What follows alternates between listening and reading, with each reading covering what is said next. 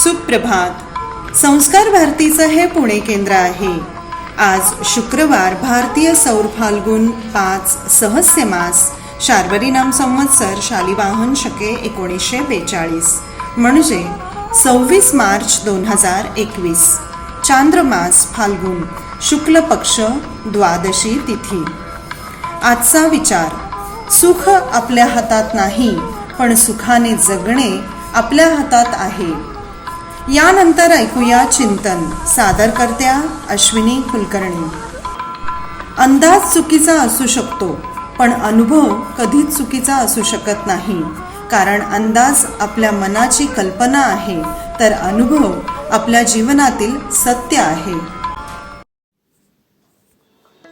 आपले मराठी साहित्य अनेक प्रतिभावान साहित्यिक, कवी, लेखकांच्या लेखणीनं समृद्ध झाले आहे.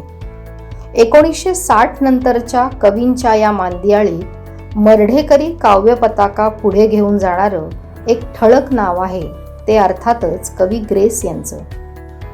मी महाकवी दुःखाचा, प्राचीन नदी परी खोल, दगडाचे माझ्या हाती वेगाने होते फुल.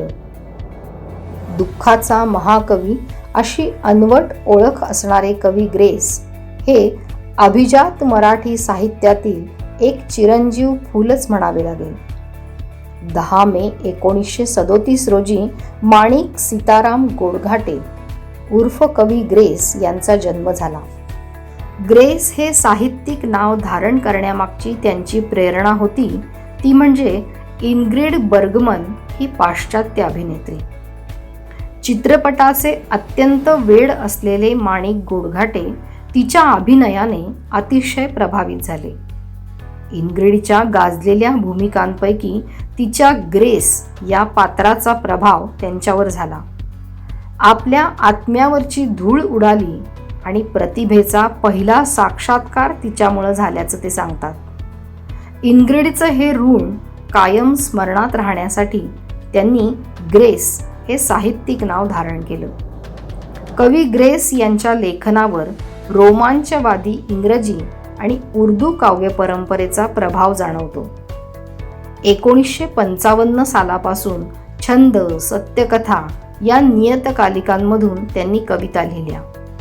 1967 साली त्यांचा संध्याकाळच्या कविता हा पहिला काव्यसंग्रह प्रसिद्ध झाला.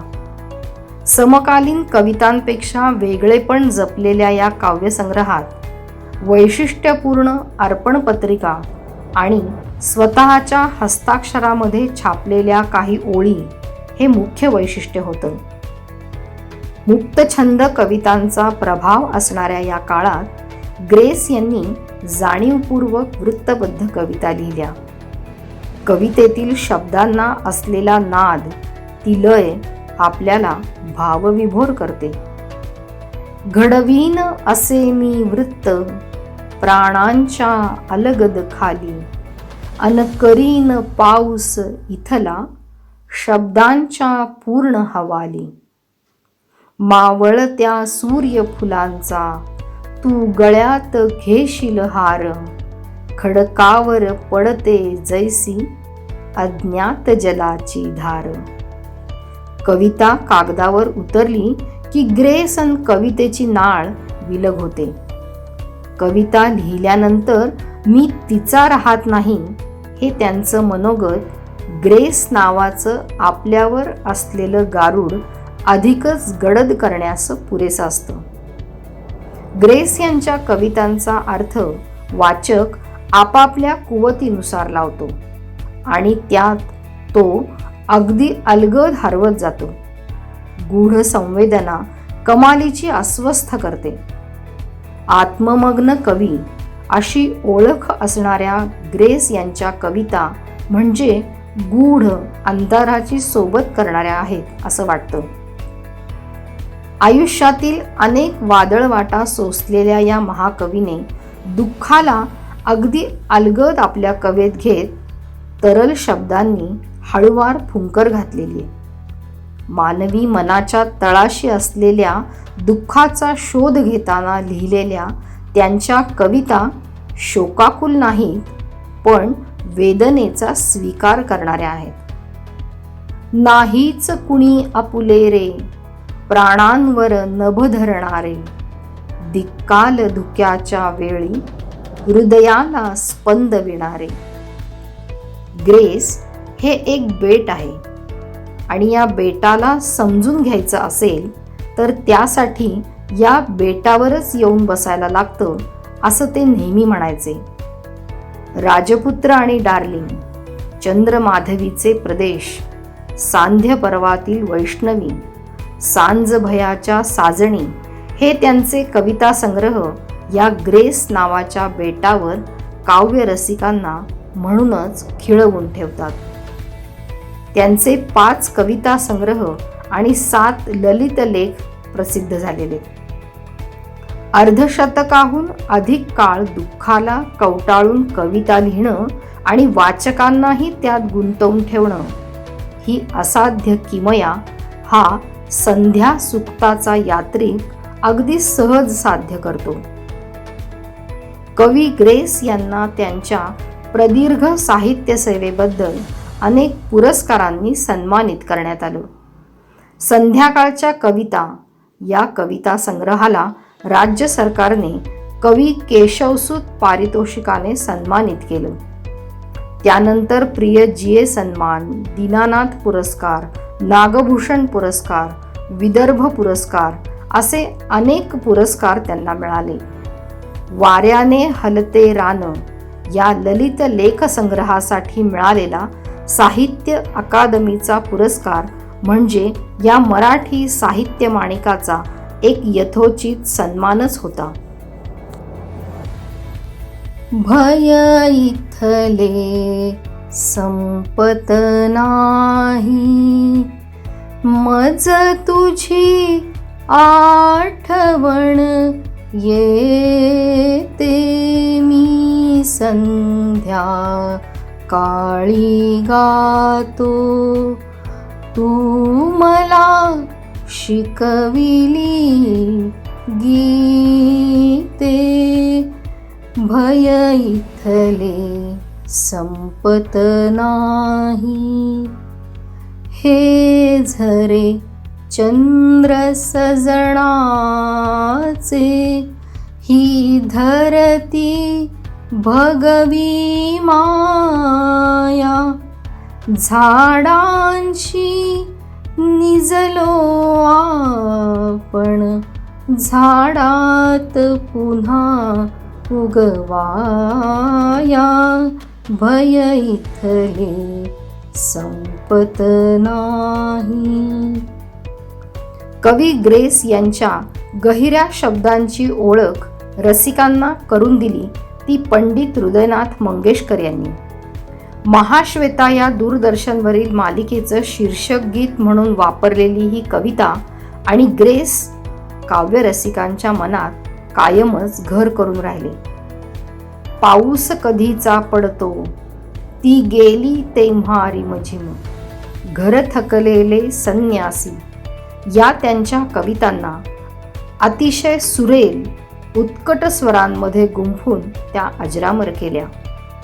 दुःखातही आधार होणारे ग्रेस यांचे शब्द, मनावरचं मळभ दूर सारून लख झणत्कार करीत येणारं पंडित हृदयनाथांचं संगीत आणि लता दिदींचा दैवी सुरेल स्वर ह्या सर्वांचं मराठी रसिकांवर असलेलं ऋण कधीही विसरता येणार नाही. ती गेली तेव्हा रिमझिम, पाऊस निनादत होता, ती गेली तेव्हा रिमझिम, पाऊस निनादत होता. कवी ग्रेसांच्या गद्य पद्य साहित्य विश्वाचे केंद्रस्थान ही त्यांची आई आहे. हे अत्यंत नम्रपणे ते सांगतात. आईवर लिहिलेली त्यांची ही सुप्रसिद्ध कविता अतिशय गहन खोल अर्थ सांगणारी आहे.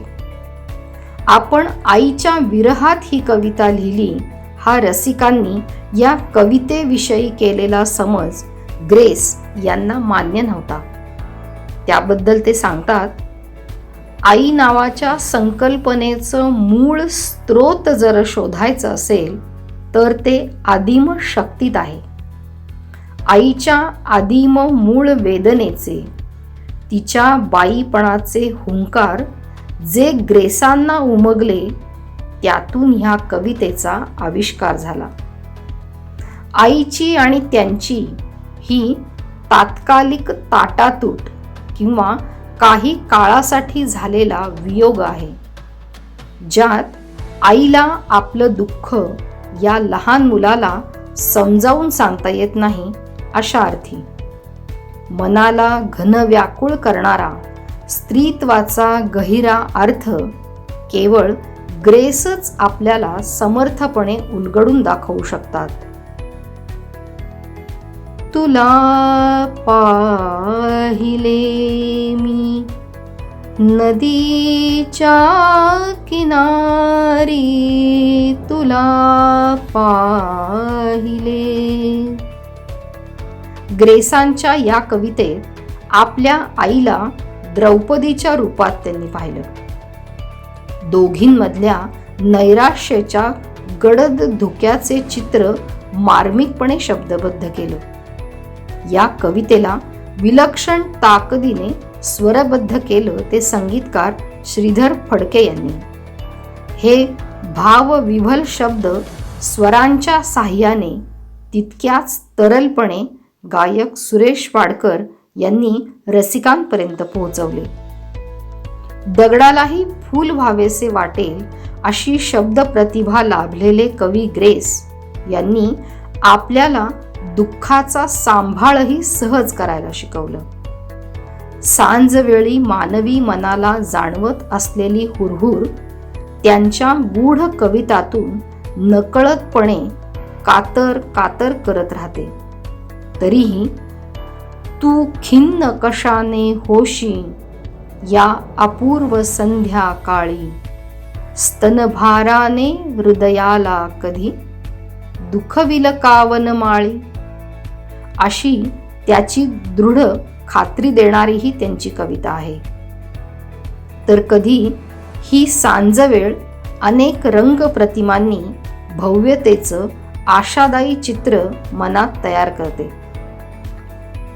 असे रंग आणि ढगांच्या किनारी, निळे ऊन लागे मला साजणी, निळे घाट माथे निळ्या रावळांचे, निळाईत माझी भिजे पापणी, निळ्या शार मंदार पाऊल वाटा, धुक्याची निळी भूल लागे कुणा, तुला प्रार्थनांचे किती अर्घ्य देऊ, निळ्या अस्तकालीन नारायणा. सूर्यास्ताला पश्चिमेकडे होणारे निळाईतले गडद बदल अतिशय संवेदनशील होऊन त्यांनी टिपलेले आहेत. निळाईचं वर्णन असलेली इतकी सुंदर कविता प्रत्येक वेळी नवे संदर्भ शिकवून जाते. अद्भुत आणि अतर्क्य अर्थ असलेल्या त्यांच्या रचना अनेकदा दुर्बोध म्हणूनही हिणवल्या गेल्या. पण कवितेवर होणाऱ्या दुर्बोधतेच्या ह्या आरोपांचं निराकरण आपल्याला करायचं नाही अशी भूमिका ते घेतात. दुर्बोधतेची बेसरबंदी या लेखातून ती स्पष्टपणे त्यांनी मांडली. शेवटपर्यंत हीच भूमिका त्यांनी जीवापाड जपली. कवितेत प्रत्येक शब्दांचा चपखल वापर करणं, कधी सहज मनाला भिडणाऱ्या नवनव्या शब्दांची उत्पत्ती करणं हे ग्रेसांच्या कवितेचं आणखी एक विशेष. कुशीत शिंदळ वारा, शून्यात गरगरे झाड, नक्षत्र ओळ असे कितीतरी नवे शब्द त्यांच्या सौंदर्यासक्त वृत्तीचा नमुना म्हणून पुरेसे आहेत. अशा या दुःखाच्या महाकवीने 26 मार्च 2012 या जगाचा निरोप घेतला. पण मला मेल्यावरही जगायचे आहे असे म्हणणारे कवी ग्रेस आपल्याला त्यांच्या शब्दाशब्दातून मनाच्या खोल कप्प्यात कायम सोबत करत राहतील. कारण हे सरता संपत नाही, चांदणे तुझ्या स्मरणाचे.